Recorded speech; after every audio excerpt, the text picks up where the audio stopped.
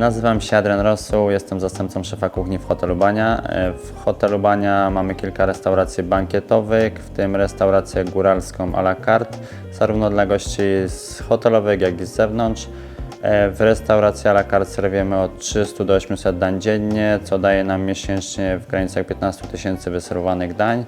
Na piecu iCombi przygotowujemy cały prep do à la carte, natomiast iVario używamy do gotowania, smażenia, duszenia sosów, zup, gulaszy.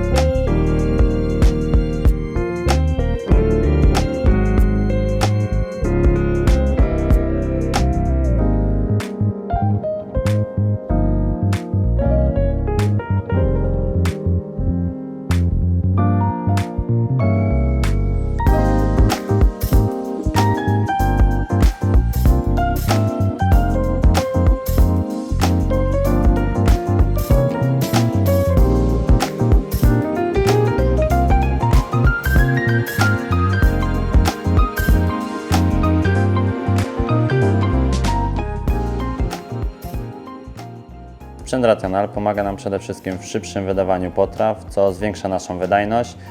Dodatkowo kać w iVario dzielimy na 3 strefy, co pomaga nam przygotować kilka dań w tym samym czasie.